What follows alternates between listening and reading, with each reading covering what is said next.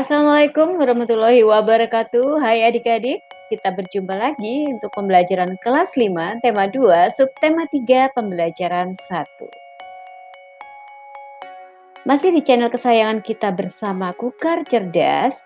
Materi ini diambil dari buku tema 2 kelas 5 dan buku penilaian Bu Pena. Dan masih ditemani juga dengan Kak Sasa. Tujuan pembelajaran kita kali ini adalah 1. Menemukan informasi dan kosakata baru dalam teks. Dan yang kedua, cara menjaga kesehatan organ pernapasan.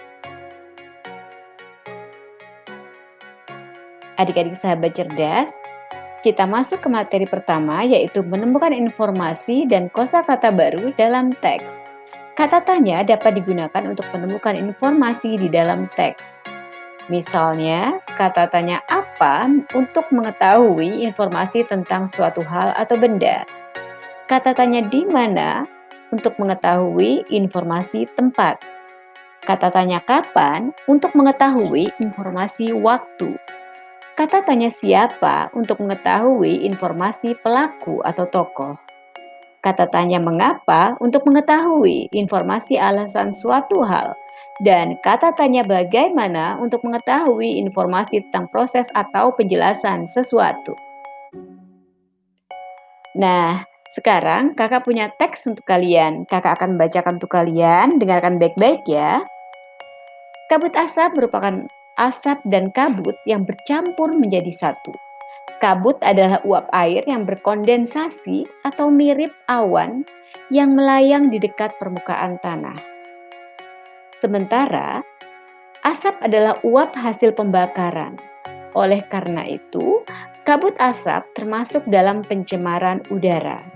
Dampak negatif kabut asap yaitu masalah kesehatan pernapasan atau iritasi mata, hidung, dan tenggorokan. Untuk mengurangi dampak kabut asap, penggunaan masker dan kacamata sangat disarankan. Masker dan kacamata berguna untuk melindungi pernapasan dan mata selama beraktivitas di kawasan yang terkena dampak pencemaran kabut asap. Baik, kita lanjutkan ya. Berdasarkan teks tersebut, kita dapat memperoleh informasi-informasi penting dengan mengajukan kalimat tanya seperti berikut. Kata tanya apa? Apa yang dimaksud dengan kabut asap? Kabut asap merupakan asap dan kabut yang bercampur menjadi satu. Yang kedua, kata tanya siapa? Siapa saja yang disarankan untuk menggunakan masker dan kacamata saat terjadi kabut asap? Warga yang tinggal di kawasan yang terkena dampak pencemaran kabut asap. Lalu yang ketiga, kata tanya bagaimana? Bagaimana cara mengurangi dampak kabut asap bagi manusia? Kita dapat menggunakan masker yang berguna untuk melindungi pernapasan. Nah, adik-adik sahabat cerdas, kosakata baru dalam teks kita kali ini adalah kabut, kondensasi, asap, pencemaran, dampak, iritasi, dan kawasan. Adik-adik bisa mencari arti dari kosakata baru ini di dalam kamus ya. Selamat mencoba. Bahaya kabut asap. Kabut asap dapat menyebabkan iritasi pada mata, hidung, dan tenggorokan. Kabut asap dapat menyebabkan reaksi alergi, peradangan, dan mungkin juga infeksi. Kabut asap dapat memperburuk penyakit asma dan penyakit paru kronis seperti bronkitis kronik. Kabut asap dapat menyebabkan kemampuan kerja paru berkurang dan menyebabkan seseorang mudah lelah dan mengalami kesulitan bernapas. Bagaimana kita melindungi diri dari kabut asap? 1. Hindari atau kurangi aktivitas di luar rumah, gedung, terutama bagi mereka yang menderita penyakit jantung dan gangguan pernapasan. 2. Selalu memakai masker jika harus pergi keluar rumah.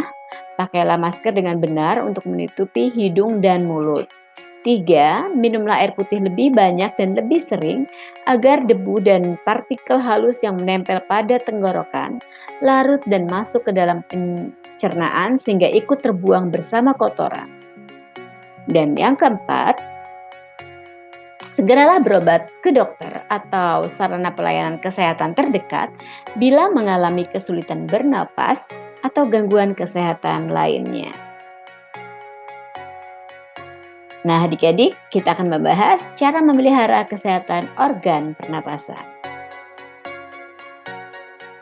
Menggunakan masker saat berada di daerah yang mengalami pencemaran udara, kemudian menjaga kesehatan dan kebersihan lingkungan, serta menanam pohon di lingkungan sekitar adalah cara-cara menjaga organ pernapasan.